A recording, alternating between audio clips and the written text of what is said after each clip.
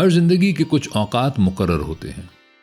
कुछ सातें दुनिया के लिए होती हैं, कुछ अपने लिए, और कुछ ऐसी भी होती हैं जिनमें इंसान चाहे या ना चाहे अपने बातिन की आवाज सुनने लगता है। मगर अगर कोई शख्स इन सातों की हद पार कर जाए तो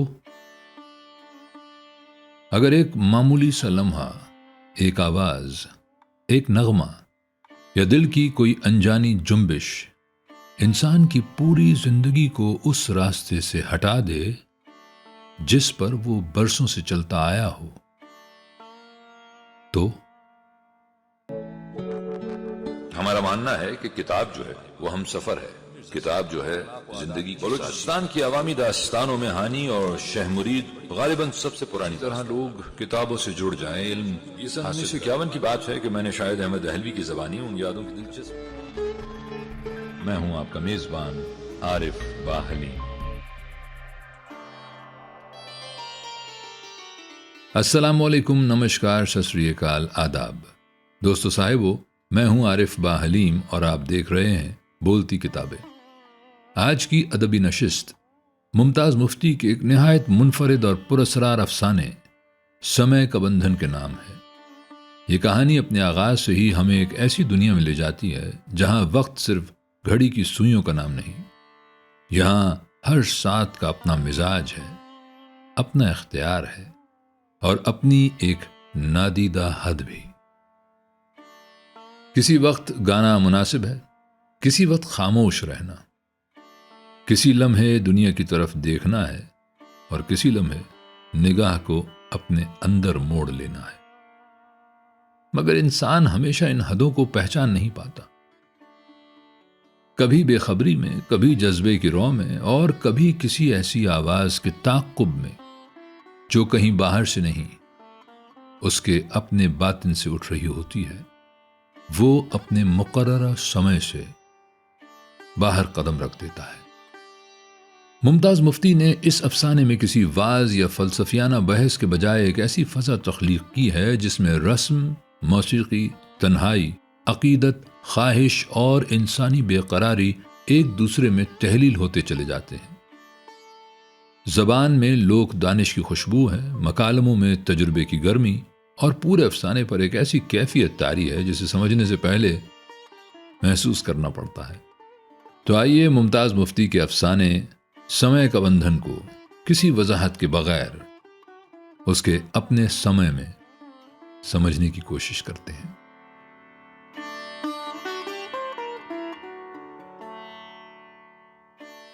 आप ही कहा करती थी सुनहरे, समय समय की बात होती है, हर समय का अपना रंग होता है, अपना असर होता है। अपने समय पहचान सुनहरे, अपने समय से बाहर ना निकल, जो निकली तो भटक जाएगी। अब समझ में आई आप ही की बात। जब समझ लेती तो रास्ते से ना भटकती, आलने से ना गिरती।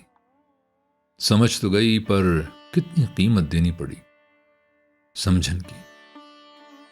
आप ही मुझे सुनहरे कहकर बुलाया करती थी, कहती थी तेरे पिंडे की झाल सुनहरी है, जब रस आएगा तो सोना बन जाएगी, कठाली में पड़े बिना। फिर ये झाल कपड़ों से निकल निकल कर झांकेगी। पता नहीं मेरा नाम क्या था, पता नहीं मैं किसकी थी, कहां से आई थी, कोई लाया था। बालपन ही में आप ही के हाथ बेच गया था। उसी की गोद में पली, उसी की सुरताल भरी बैठक के झूलने में झूल झूल कर जवान हुई। फिर सुनहरा उमड़ उमड़ आया, छुपाए न छुपता था। आप ही बोली, नातिए छुपा ना, जो छुपाए न छुपे उसे क्या छुपाना। कभी खिड़की से झांकती तो आप ही टोकती, ये क्या कर रही है बेटी। वो सियाने कहते हैं जिसका काम उसी को साझे। वो तेरा काम देखना नहीं, दिखना है। तू नजर न बन, मंजर बन, और जो देखे भी तो तू दिखने का घूंघट निकाल, उसकी ओट से देख।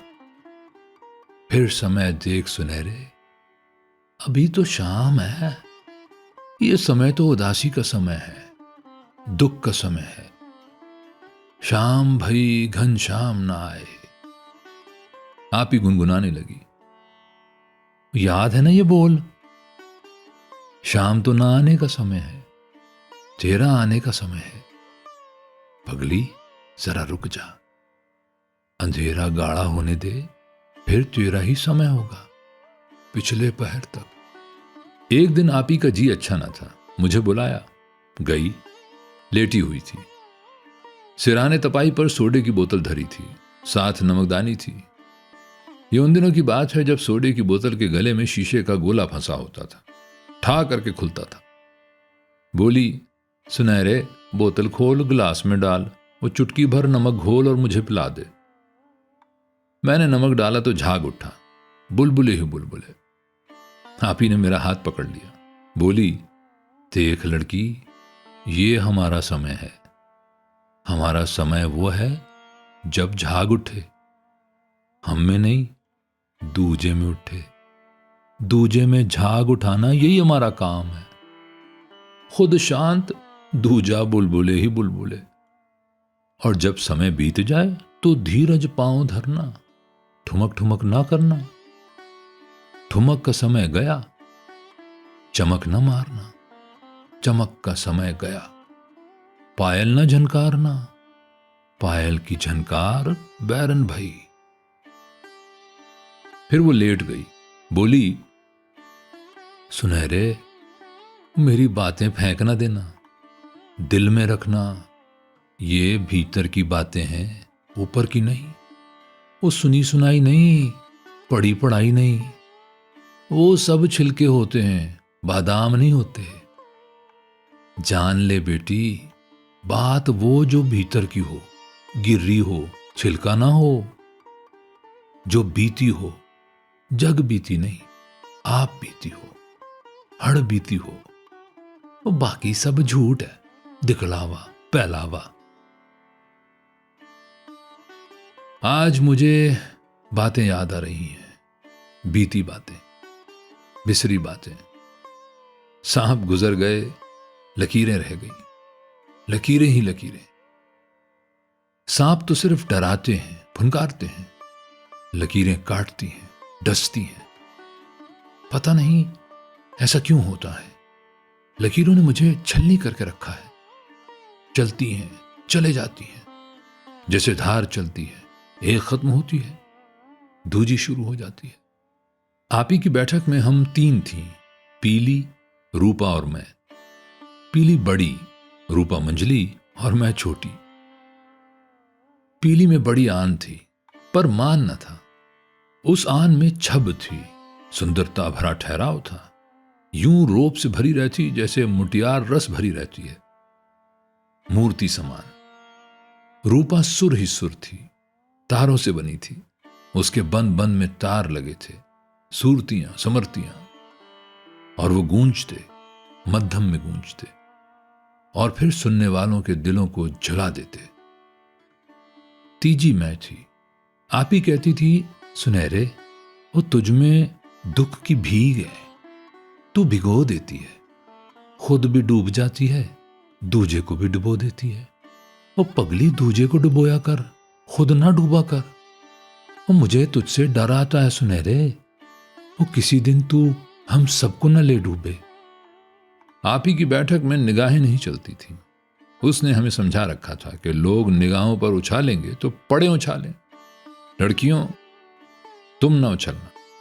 जो निगाहों पर उछल जाती हैं वो मुंह के बल गिरती हैं, और जो गिर गई वो समझ लो नजरों से गिर गई, फिर ना अपने जोगी रही ना दूसरों जोगी। आप ही की बैठक में नजरें नहीं चलती थी, कान लगे रहते थे, दिल धड़कते थे। वहां मिलाप का रंग ना होता था, बिरहा का होता। रंगरलियां नहीं होती थीं, ना वहां तमाशा होता, ना तमाशबीन। मुझे वो दिन याद आते हैं जब हमारे यहां ठाकुर की बैठक लगती थी। 2 महीने में एक बार जरूर लगती थी। ठाकुर की बैठक लगती तो कोई दूजा नहीं आ सकता था, सिर्फ ठाकुर के संगी साथी। ठाकुर भी तो अजब था, ऊपर से देखो तो रीछ ताकत से भरा हुआ, अंदर झांको तो बच्चा नरम नरम, गरम गरम। वैसे था आन भरा, संगत का रसिया, यूं लगता जैसे भीतर कोई लगन लगी हो, धूनी रमी हो, आरती सजी हो। ठाकुर की हमारे यहां बड़ी कद्र थी, आप ही इज्जत करती थी, भरोसा करती थी। ठाकुर ने भी कभी नजर उछाली ना थी, झुकाए रखता।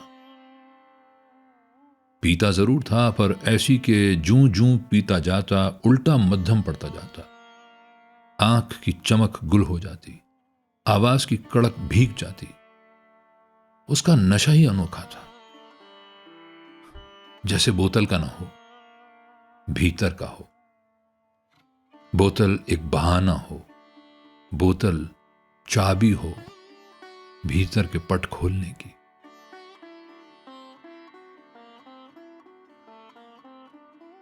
डरो सखियो डरो, भीतर के नशे से डरो। भीतर के नशे के सामने बोतल का नशा यूं हाथ जोड़े खड़ा है जैसे राजा के रूबरू नीच खड़ा हो। बोतल का खाली सर चकराता है, भीतर का मन का झूलना झुला देता है। डरो सखियो डरो, भीतर के नशे से डरो। बोतल का तो काम काज जोगा नहीं छोड़ता, भीतर का किसी जोगा नहीं छोड़ता, खुद जोगा भी नहीं। मुझे क्या पता था कि ठाकुर के नशे का रेला मुझे भी ले डूबेगा। हां, तो उस रोज ठाकुर की बैठक हो रही थी। बोल थे, गांठरी में कौन जतन कर खोलूं, मोरे पिया के जिया में पड़ी रही। गीत ने कुछ ऐसा समा बांध रखा था कि ठाकुर झूम झूम जा रहा था। फिर कहो फिर बोलो का जाप किए जा रहा था। न जाने किस गिराह को खोलन की आरजू जागी थी, अपने मन या महबूब के मन की। समय बीता जा रहा था, समय की सुध-बुध न रही थी। कभी कभी ऐसा भी होता है, समय जीवन से निकल जाता है कि कौन है, कहां है, क्या कर रहे हैं, किसकी बात चल रही है, किसी बात की सुध-बुध नहीं रहती। उस रोज वो समय ऐसा ही समय था। दफतन घड़ी ने 3 बजाए। आप ही हाथ जोड़े उठ बैठी, बोली, क्षमा करो ठाकुर जी, माफी मांगती हूं, हमारा समय बीत गया, अब बैठक खत्म करो। ठाकुर पहले तो चौंका, फिर मुस्काया। ना आप ही, वो बोला, अभी तो रात भीगी है। आप ही बोली, ठाकुर हम सूखे परों वाले पंछी हैं, जब रात भीग जाती है तो हमारा समय बीत जाता है। जो हमारे पर भीग गए तो उडारी न रहेगी, फनकार में उडारी न रहे तो बाकी रहा क्या।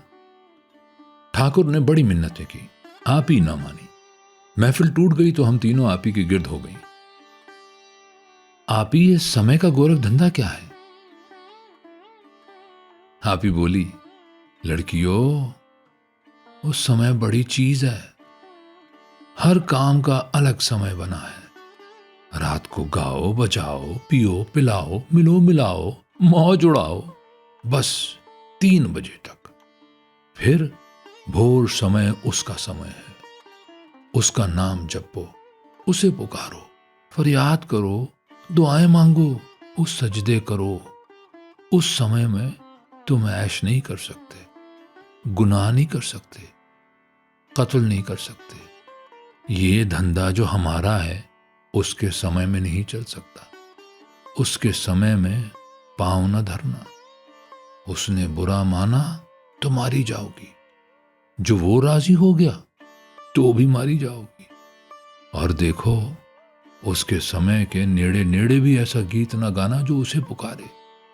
भजन न छेड़ना, वो डरो कहीं वो तुम्हारी पुकार सुनकर हंकारा न भर दे। फिर वो दिन आ गया जब मैंने अनजाने में समय का बंधन तोड़ दिया। उस रोज ठाकुर आए, आप ही से बोले, भाई कल ख्वाजा का दिन है, ख्वाजा की न्याज सारे गांव को खिलाऊंगा। आज रात ख्वाजा की महफिल होगी उधर हवेली में, सिर्फ अपने होंगे, घर के लोग। तुझे लेने आया हूं, चल मेरे साथ मेरे गांव। आप ही सोच में पड़ गई। बोली, रूपा मांदी है, वो तो नहीं जा सकेगी, वो किसी और दिन रख लेना नजर ने आज। ख्वाजा का दिन मैं कैसे बदलूं, वो बोला। तो किसी और मंडली को ले जा। ठाकुर ने मुंह बना लिया। ख्वाजा की बात ना होती तो ले जाता, उनका नाम लेने के लायक मुख तो हो। और मैं किस लायक हूं जो उनका नाम मुंह पर लाऊं। बस एक तेरी ही बैठक है भाई, जहां पवित्रता है, जहां जिस्म का नहीं मन का ठिकाना है। आप ही मजबूर हो गई। उसने रूपा का ध्यान रखने के लिए पीली को वहां छोड़ा और मुझे लेकर ठाकुर के गांव चली। रात भर वहां हवेली में ख्वाजा की महफिल लगी। वो तो घरेलू महफिल थी। ठाकुर की बहनें, बहुएं, बेटियां, ठाकुरानी सब बैठे थे। वो तो समझ लो भजन मंडली थी। और ख्वाजा के गीत ख्वाजा मैं तो आन खड़ी तोरे द्वार से शुरू हुई थी। आधी रात के समय महफिल इतनी भीगी कि सबकी आंखें भर आईं। दिल डोले। आप ही का डूब ही गया। ठाकुर उसे महफिल से उठाकर अंदर ले गया, शरबत शीरा पिलाने को, फिर वहीं लिटा दिया। फिर ख्वाजा के गीत चले तो मैं भी भीग गई। आंखें भर भर आईं। मैं हैरान। मैं तो कुछ मांग नहीं रही, मैं तो इल्तिजा नहीं कर रही, मैं तो एक ताजिर हूं, पैसा कमाने के लिए आई हूं। मेरी आंखें क्यों भर भर आईं खामखा। सो मैं बिना सोचे गाय चली गई। आंखें भर भर आती रहीं, दिल को कुछ कुछ होता रहा, पर मैं भीग भीग कर गाती रही। समय बीत गया और मुझे ध्यान ही ना आया कि मैं उसके समय में पांव धर चुकी हूं। आप ही थी नहीं जो मुझे टोकती। और फिर मुझे क्या पता था कि ख्वाजा कौन है। मैंने तो सिर्फ नाम सुन रखा था, उसके गीत याद कर रखे थे। मैं तो सिर्फ ये जानती थी कि वो गरीब नवाज है। मैं तो गरीब न थी। मुझे क्या पता था कि मुझे भी नवाज देगा, खामखा, जबरदस्ती।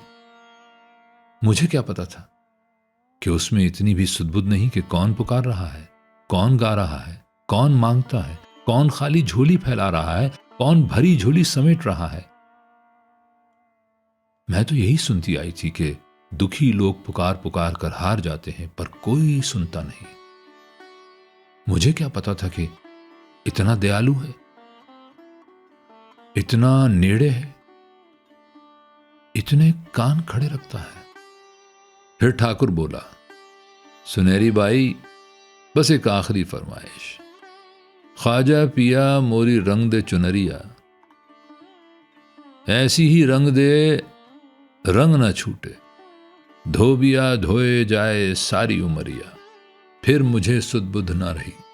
ऐसी रंग पिचकारी चली कि मैं भीग गई। और मैं ही नहीं, सारी महफिल रंग रंग हो गई, अंग अंग भीगा। ख्वाजा ने रंग घाट बना दिया। घर पहुंची तो गोया मैं न थी। दिल रोया रोया, ध्यान खोया खोया, किसी बात में चित न लगता। बैठक बेगाना दिखती, साज में तरब न रहा, सारंगी रोए जाती। उस्ताद नक्कू खां बजाते पर वो रोए जाती। तबला सर पीटता, घुंघरू कहते पांव में डाल और बन को निकल जा। वहां उसका झूमर नाच जो पत्ते पत्ते डाल डाल से झांक रहा है। रोज दिन में 3-4 बार ऐसी रक्कत तारी होती कि भैं भैं कर रोती, फिर हाल खेलने लगती। पीली हैरान, रूपा का मुंह खुला, आप ही चुप कि क्या हो रहा है। जब 8 दिन यही हालत रही, बल्कि और बिगड़ गई, तो आप ही बोली, बस पुत्र, वो तेरा इस बैठक से बंधन टूट गया, वो दाना पानी खत्म हो गया, और तूने उसके समय में पांव धर दिया, उसने तुझे रंग दिया है। अब तू इस धंधे जोगी नहीं रही। ऊपर कहां जाऊं आप ही, इस बैठक से बाहर पांव धरने की कोई जगह भी तो हो मेरे लिए। जिसने बुलाया है उसके दरबार में जा, रूपा बोली। उस भीड़ में जाए, आप ही बोली। वो ये लड़की जाए जिसका सुनहरी पिंडा कपड़ों से बाहर झांकता है। वो नहीं, वो ये कहीं नहीं जाएगी, इसी कोठरी में रहेगी, बैठक में पांव नहीं धरेगी। फिर पता नहीं क्या हुआ, रिक्कत खत्म हो गई। दिल में एक जुनून उठा कि किसी की हो जाऊं, किसी एक की, तन मन धन से उसी की हो जाऊं, हो रहूं। वो आए तो उसके जूते उतारूं, पंखा करूं, पांव दाबूं, सर में तेल की मालिश करूं, उसके लिए पकाऊं, मेज लगाऊं, बर्तन रखूं, उसकी बनियानें धोऊं, कपड़े इस्त्री करूं, आरसी का कोल बनाऊं, फिर सिरहाने खड़ी रहूं कि कब जागे, कब पानी मांगे। एक दिन आप ही बोली, अब क्या हाल है तिये? मैंने रो रो के सारी बात कह दी कि कहते हैं किसी एक की हो जा। वो बोली, वो कौन है? कोई नजर में है क्या? कोई नजर में नहीं। नाक नक्शा दिखता है कभी? नहीं आप ही। कोई बात नहीं, वो बोली, जो खूंटी पर लटकाना मकसूद है तो आप खूंटी भेजेगा। 10 एक दिन के बाद जब बैठक राग रंग से भरी हुई थी तो मेरी कोठरी का दरवाजा बजा। आप ही दाखिल हुई, बोली, वो ख्वाजा ने खूंटी भेज दी, अब बोल क्या कहती है? कौन है? मैंने पूछा। वो कोई जमींदार है, अधेड़ उम्र का है, कहता है बस एक बार बैठक में आया था, सुनहरी बाई को सुना था, वो जब से अब तक उसकी आवाज कानों में गूंजती है। दिल को बहुत समझाया, तवज्जो हटाने के बहुत जतन किए, कोई पेश नहीं गई। अब हार के तेरे दर पर आया हूं, बोल तू क्या कहती है? मुंह मांगा दूंगा। मैंने कहा, दे दे, साल के लिए बख्श दे, जैसी तेरी मर्जी। आप ही हंसने लगी, फिर बोली, चल बैठक में उसे देख ले एक नजर। मैंने सर हिलाया। नहीं आप ही, उन्होंने भेजा है तो ठीक है, देखने का क्या मतलब? वो कितनी देर के लिए मांगूं? जीवन भर के लिए। वो सोच ले, जो उबाश निकला तो पड़ा निकले, कैसा भी है, जैसा भी निकले। अगले दिन बैठक में हमारा निकाह हो गया। जमींदार ने पैसे का ढेर लगा दिया, आप ही ने रद्द कर दिया, लौटा दिया। बोली, सौदा नहीं कर रही, अपनी धी विदा कर रही हूं, और याद रख ये ख्वाजा की अमानत है, संभाल कर रखियो। हवेली यूं उजड़ी थी जैसे देव फिर गया हो। वैसे तो सभी कुछ था, साजो सामान था, आराइश थी, कालीन बिछे हुए थे, सोफे लगे हुए थे, कदे आदम आईने, झाड़ फानूस, सभी कुछ। फिर भी हवेली भाएं भाएं कर रही थी। बरामदे में आराम कुर्सी पर छोटी चौधरानी बैठी हुई थी। सामने तपाई पर चाय के बर्तन पड़े थे, मगर उसे खबर ही न थी कि चाय ठंडी हो चुकी है। उसे तो खुद की सुधबुध न थी कि कौन है, कहां है, क्यों है। ऊपर से शाम आ रही थी, समय को समय टकराती, उदासियों के झंडे गाड़ती, यादों के दिए जलाती, बीती बातों के अलाप गुनगुनाती, दबे पांव, मध्यम, यूं जैसे पायल की झनकार बैरनिया हो। दूर अपने क्वार्टर के बाहर खाट पर बैठे हुए चौकीदार की निगाहें छोटी चौधरानी पर जमी हुई थी। हुक्के का सौंठा लगाता और फिर से छोटी चौधरानी को देखने लगता, यूं जैसे उसे देख देख कर दुखी हुआ जा रहा हो। दूसरी जानिब घास के प्लॉट के कोने पर बूढ़ा माली पौधों की तराश खराश में लगा था। हर 2 घड़ी के बाद सर उठाता और छोटी चौधरानी की तरफ टिकटिकी बांध कर बैठ जाता, फिर चौंक कर लंबी ठंडी सांस भरता और फिर से काट छांट में लग जाता। जन्नत बीबी जो छोटी चौधरानी का खाना पकाती थी, 2-3 बार बरामदे के परले किनारे पर खड़ी होकर उसे देख गई थी। जब देखती तो उसकी आंखें भीग भीग जाती थी, पल्लू से पोंछती फिर लौट जाती। अरे नौकर कमीन छोटी चौधरानी पर जान छिड़कते थे, उसके गम में घुले जा रहे थे, लेकिन साथ ही वो उस पर सख्त नाराज भी थे। उसने अपने पांव पर खुद कुल्हाड़ी क्यों मारी थी? क्यों खुद को दूजों का मोहताज बना लिया था? क्यों? अपनी औलाद होती तो फिर भी सहारा होता, अपनी औलाद भी तो नहीं थी। जब चौधरी मरने से पहले बकायमी होशो हवास अपनी आधी गैर मनकूला जायदाद छोटी चौधरानी के नाम गिफ्ट कर गया, तो उसे क्या हक था कि अपना तमाम हिस्सा बड़ी चौधरानी के दोनों बेटों में तकसीम कर दे? अगर एक दिन बड़ी चौधरानी ने उसे हवेली से निकाल बाहर किया तो वो क्या करेगी? किसका दर देखेगी? एक तरफ तो इतनी बेनियाजी कि इतनी बड़ी जायदाद अपने हाथ से बांट दी, और दूसरी तरफ यूं सोचों में गुम तस्वीर बनी बैठी रहती है।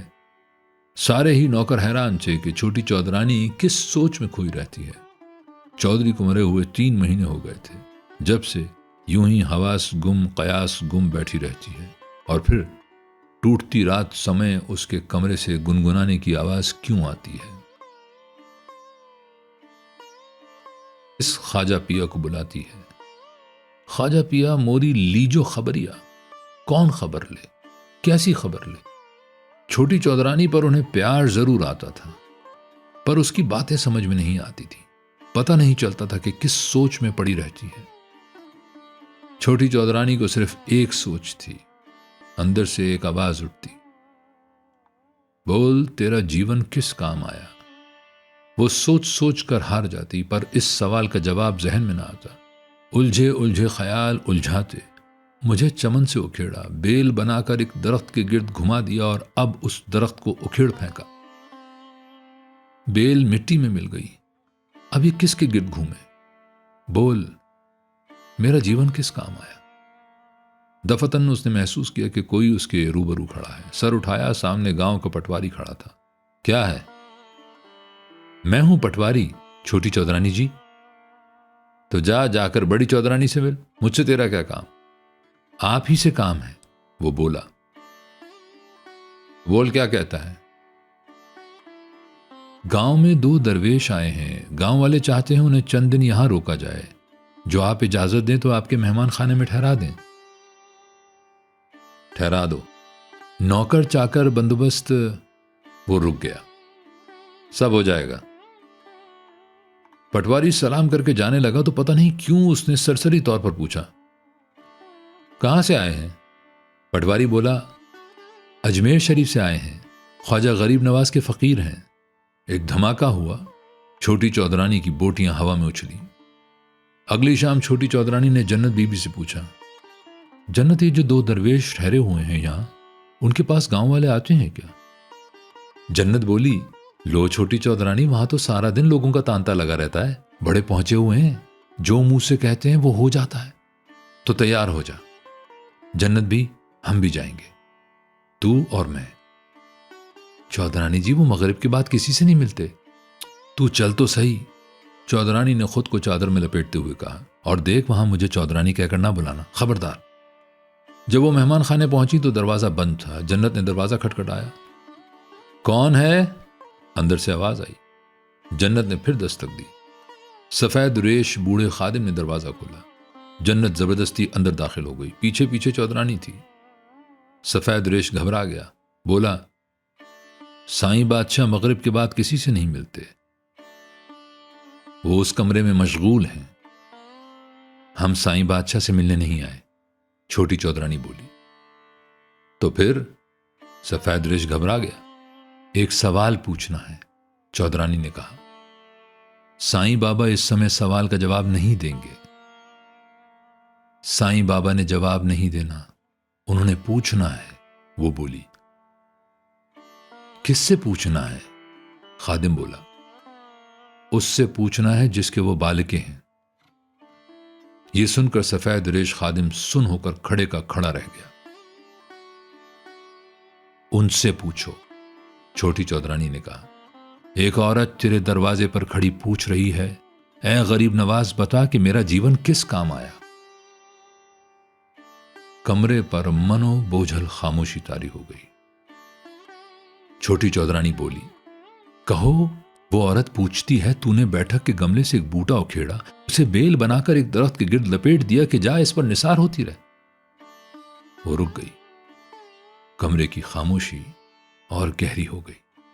अब तूने उस दरख्त को उखेड़ फेंका है, बेल मिट्टी में रुल गई।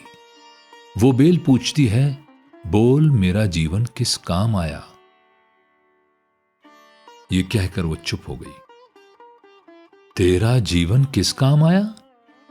तेरा जीवन किस काम आया? सफेद रेश खादिम के होंठ लरजने लगे। तू पूछती है तेरा जीवन किस काम आया? वो रुक गया। कमरे की खामोशी इतनी बोझल हो गई कि सहारी नहीं जाती थी। मेरी तरफ देख, सफेद रेश खादिम ने कहा। सुनहरी बाई, मेरी तरफ देख। कि तेरा जीवन किस काम आया। मुझे नहीं पहचानती? मैं तेरा सारंगी नवाज था। देख मैं क्या था, क्या हो गया। छोटी चौधरानी के मुंह से एक चीख निकली, उस्ताद जी आप। वो उस्ताद के चरण छूने के लिए आगे बढ़ी। एन उसी वक्त मुल्हिका कमरे का दरवाजा खुला। एक भारी भरकम नूरानी चेहरा बरामद हुआ। सुनहरी बीबी, वो बोला, मुझसे पूछ तेरा जीवन किस काम आया। छोटी चौधरानी ने मुड़कर देखा। ठाकुर, वो चिल्लाई। ठाकुर बोला, अब हमें पता चला कि सरकार ने हमें इधर आने का हुक्म क्यों दिया था। उसने सुनहरी बीबी के सामने अपना सर झुका दिया। बोला, बीबी हमें आशीर्वाद दे।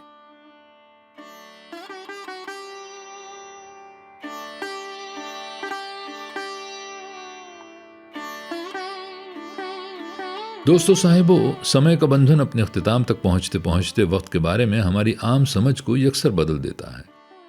यहां समय महज दिन, रात, शाम या सहर नहीं, ये इंसान की दाखिली कैफियत, उसकी शनाख्त और उसके वजूद पर कायम एक नादीदा नज्म का नाम है। एक ऐसा नज्म जिसमें हर शय की अपनी सात मुकर्रर है, मगर कभी कभी कोई एक लम्हा इस तरतीब को तोड़ देता है और फिर इंसान उसी जिंदगी में वापस नहीं आ पाता जिसे वो पहले अपनी मुकम्मल दुनिया समझता था। अफसाने की मरकजी शख्सियत एक ऐसे माहौल से ताल्लुक रखती है जहां फन, जिस्म, निगाह, महफिल और वक्त सबके अपने ज़ाबिते हैं। उसे सिखाया गया है कि किस साथ में मंजर बनना है और किस साथ में खुद को निगाह से बचाना है, किस वक्त गाना पेशा है और किस वक्त वही गीत दुआ बन सकता है। यही फर्क अफसाने की पूरी फिक्री बुनियाद है। मुमताज मुफ्ती यहां ये सवाल उठाते हैं कि रूहानी तब्दीली हमेशा इबादतगाह, रियाजत या शऊरी तलब से ही क्यों आए। क्या यह मुमकिन नहीं कि इंसान अपने रोजमर्रा अमल के ऐन दरमियान बेखबरी में किसी ऐसी कैफियत से दो चार हो जाए जो उसके बातिन की पूरी तरतीब बदल दे। इस अफसाने में नगमा पहले फन है, फिर कैफियत बनता है और आखिरकार एक पुकार में बदल जाता है। मगर हैरत यह है कि पुकारने वाले को खुद मालूम नहीं कि वो किसको पुकार रहा है। और शायद यही इस कहानी का सबसे पुरअसरार पहलू है कि कभी इंसान के होंठ वो बात कह देते हैं जिसका शऊर अभी उसके जहन तक नहीं पहुंचा होता। लेकिन बातिनी तब्दीली आसान नजात नहीं देती। पुराना रास्ता छूट जाए तो नया रास्ता फौरन नहीं मिलता।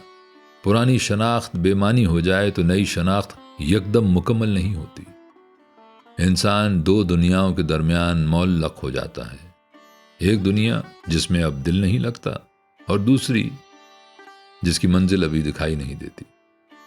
अफसाने की असल बेकरारी उसी दरमियानी मकाम से पैदा होती है। मुमताज मुफ्ती ने इस कैफियत को ना रिवायती गुनाह सवाब की बहस बनाया, ना रस्मी पाकीज़गी का ऐलान। उन्होंने इसे इंसान की बातनी प्यास, ताल्लुक की आरज़ू और किसी एक मुकम्मल वाबस्तगी की तलब के तौर पर पेश किया है। इस कहानी को एक ऐसी रूहानी और नफ्सियाती तब्दीली से जोड़ा गया है जो पहले पेशे, फिर अज़दवाज और बिलाखिर खुद की तलाश तक पहुंचती है। और शायद समय का बंधन का सबसे गहरा मफहूम यही है। इंसान बाज बंधन अपनी मर्जी से बांधता है, बाज मुआशरा उस पर डाल देता है, मगर एक बंधन ऐसा भी है जो वक्त के किसी नामालूम लम्हे में अंदर से कायम होता है। फिर न पुरानी आज़ादी रहती है, न पुरानी कैद, सिर्फ एक पुकार बाकी रह जाती है। और इस पुकार का जवाब ढूंढते ढूंढते इंसान दुनिया से ज्यादा अपने आप की तलाश में निकल पड़ता है। अगर आज की अदबी नशिस्त आपको पसंद आई हो तो चैनल को ज़रूर सब्सक्राइब कीजिए, वीडियो को लाइक और शेयर कीजिए और कमेंट में ज़रूर बताइए कि अगली नशिस्त में किस अफसाना निगार को और किस तख्लीक़कार को सुनना चाहेंगे। मैं हूं आरिफ बा हलीम और आप देख रहे थे बोलती किताबें। सलामत रहें।